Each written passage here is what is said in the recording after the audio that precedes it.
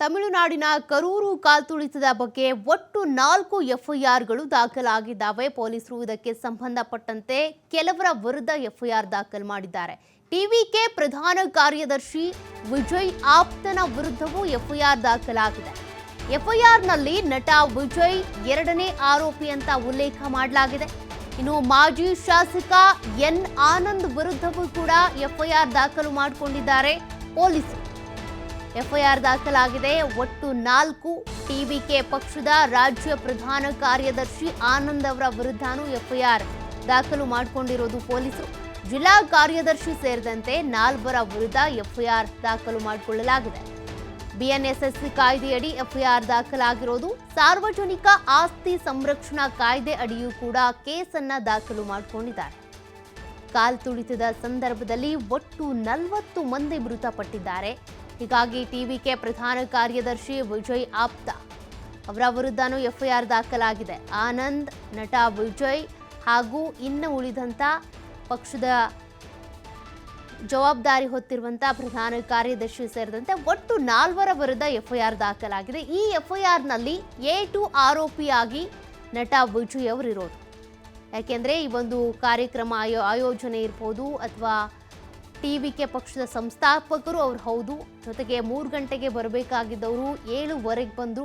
ಕಾಲ್ತುಳಿತ ಪರೋಕ್ಷವಾಗಿ ಇವರಿಂದನೇ ಆಗಿದೆ ಅನ್ನೋದು ಕೂಡ ಕೆಲ ಆರೋಪಗಳು ಕೇಳಿಬರ್ತಾ ಇದ್ದಾವೆ. ಮತ್ತೊಂದು ಕಡೆ ನಟ ವಿಜಯ್ ಕಾನೂನಾತ್ಮಕ ಹೋರಾಟಕ್ಕೂ ಸಜ್ಜಾಗಿದ್ದಾರೆ. ಇದರ ಮಧ್ಯದಲ್ಲಿ ಪೊಲೀಸರು ಈಗ 4 ವಿರುದ್ಧ ಎಫ್ಐಆರ್ ಅನ್ನ ದಾಖಲು ಮಾಡಿಕೊಂಡಿದ್ದಾರೆ.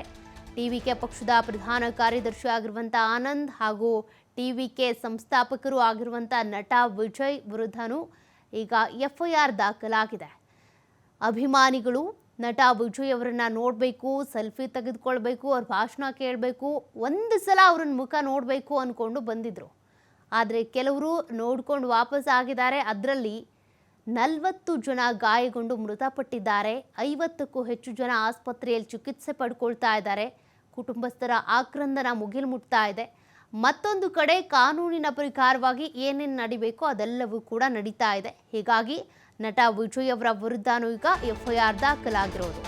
ನಟ ವಿಜಯ್ ರ್ಯಾಲಿಯ ಸಂದರ್ಭದಲ್ಲಿ ಕಾಲ್ತುಳಿತದಲ್ಲಿ 40 ಮಂದಿ ದುರ್ಮರಣ ಕಂಡಿರೋದು.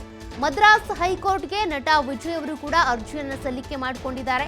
ಕಾಲ್ತುಳಿತ ದುರಂತದ ಬಗ್ಗೆ ಸ್ವತಂತ್ರವಾಗಿ ತನಿಖೆಗೆ ಆಗ್ರಹಿಸಿ ಅರ್ಜಿ. ಸ್ವತಂತ್ರ ತನಿಖೆ ಅಥವಾ ಸಿಬಿಐಗೆ ಈ ಪ್ರಕರಣ ವಹಿಸಿ ಅಂತ ಮದ್ರಾಸ್ ಹೈಕೋರ್ಟ್ ಮೆಟ್ಟಿಲೇರಿದ್ದಾರೆ ಟಿವಿಕೆ ಪಕ್ಷ. ಕಾಲ್ತುಳಿತ ದುರಂತದ ಹಿಂದೆ ದೊಡ್ಡ ಷಡ್ಯಂತ್ರ ಇದೆ ಅನ್ನುವಂಥ ಆರೋಪ ಇಲ್ಲಿ ಕೇಳಿಬರ್ತಾ ಇದೆ. ಹೀಗಾಗಿ ನಟರೂ ಆಗಿರುವಂಥ ಜೊತೆಗೆ ಟಿವಿಕೆ ಪಕ್ಷದ ಸಂಸ್ಥಾಪಕರು ಆಗಿರುವ ವಿಜಯ್ ದಳಪತಿ ಅವರು ಸದ್ಯ ಕೋರ್ಟ್ ಮೆಟ್ಟಿಲೇರಿರೋದು. ಕಾರಣ ಇದ್ರ ಹಿಂದೆ ಏನೋ ಷಡ್ಯಂತ್ರ ಇದೆ, ಹೀಗಾಗಿನೇ ಇಷ್ಟೆಲ್ಲ ಕಾಲ್ತುಳಿತ ಕಲ್ಲು ತೂರಾಟ ಆಗಿದೆ ಅಂತೇಳಿ ಆರೋಪಿಸಿರೋದು. ಮದ್ರಾಸ್ ಹೈಕೋರ್ಟ್ಗೆ ಅರ್ಜಿ ಹಾಕ್ಕೊಂಡಿದ್ದಾರೆ ನಟ ವಿಜಯ್ ಹಾಗೂ ಟಿವಿಕೆ ಪಕ್ಷದ ವತಿಯಿಂದ. ಇಲ್ಲೇನೋ ಷಡ್ಯಂತ್ರ ಆಗಿದೆ, ಹಾಗಾಗಿನೇ ಇಷ್ಟೆಲ್ಲ ಗಲಾಟೆ ಕಾಲ್ತುಳಿತ ಆಗಿರೋದು ಅಂತ. ಮೃತಪಟ್ಟಿರುವಂತಹ ಕುಟುಂಬಸ್ಥರಿಗೆ ಸಾಂತ್ವನ ಹೇಳಿದ್ದಾರೆ, ಪರಿಹಾರ ಘೋಷಣೆ ಮಾಡಿದ್ದಾರೆ. ಬಟ್ ಕಾನೂನಾತ್ಮಕವಾಗಿ ಅಂತ ಬಂದಾಗ ವಿಜಯ್ ಏನಾದರೂ ಅರೆಸ್ಟ್ ಆಗ್ತಾರಾ ಅನ್ನುವಂಥ ಪ್ರಶ್ನೆ ಇದೆ, ಆತಂಕ ಇದೆ. ಹೀಗಾಗಿ ಪಕ್ಷ ಕಾನೂನಾತ್ಮಕ ಹೋರಾಟಕ್ಕೂ ಕೂಡ ಈಗ ದಿಟ್ಟ ಹೆಜ್ಜೆಯನ್ನು ಇಡ್ತಾ ಇದೆ.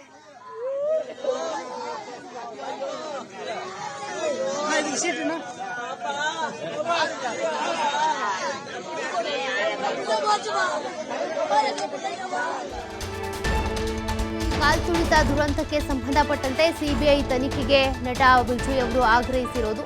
ನಾಳೆ ಮದ್ರಾಸ್ ಹೈಕೋರ್ಟ್ನಲ್ಲಿ ಟಿವಿಕೆ ಪಕ್ಷದ ಅರ್ಜಿ ವಿಚಾರಣೆಯನ್ನ ಕೈಗೆತ್ತಿಕೊಳ್ಳಲಾಗುತ್ತೆ. ಟಿವಿಕೆ ಸಲ್ಲಿಕೆ ಮಾಡಿರುವಂಥ ಅರ್ಜಿಯ ವಿಚಾರಣೆ ನಾಳೆ ಮದ್ರಾಸ್ ಹೈಕೋರ್ಟ್ನಲ್ಲಿ ನಡೆಯುತ್ತೆ. ನಟ ವಿಜಯ್ ಹಾಗೂ ಟಿವಿಕೆ ಪಕ್ಷದ ಪ್ರಧಾನ ಕಾರ್ಯದರ್ಶಿಯೂ ಸೇರಿದಂತೆ ಅರ್ಜಿ ಸಲ್ಲಿಕೆ ಮಾಡಿರೋದು. ಕಾರಣ ಪಕ್ಷದ ಮೇಲೆ ಇದು ಎಫೆಕ್ಟ್ ಆಗುತ್ತೆ. ಜೊತೆಗೆ ಪಕ್ಷ ಕಟ್ಟಿದ್ದೇ ಸಿಎಂ ಆಗಬೇಕು ಅನ್ನುವಂಥ ಆಕಾಂಕ್ಷಿಯಾಗಿ ನಟ ವಿಜಯ್ ಅವರು. ಆದರೆ ಈ ಒಂದು ರ್ಯಾಲಿಯ ಸಂದರ್ಭದಲ್ಲಿ ಆಗಿರುವಂಥ ಘನಘೋರ ದುರಂತ ಏನಿದೆ, 40 ಮಂದಿಯನ್ನ ಬಲಿ ಪಡ್ಕೊಂಡಿದೆ. 50ಕ್ಕೂ ಹೆಚ್ಚು ಜನ ಆಸ್ಪತ್ರೆಯಲ್ಲಿ ನರಳಾಡ್ತಾ ಇದ್ದಾರೆ, ಕಾಲ್ತುಳಿತಕ್ಕೆ ಒಳಗಾಗಿರುವಂಥವ್ರು. ಹೀಗಾಗಿ ಎಲ್ಲದಕ್ಕೂ ಸಂಬಂಧಪಟ್ಟಂತೆ ಷಡ್ಯಂತ್ರ ಇದೆ.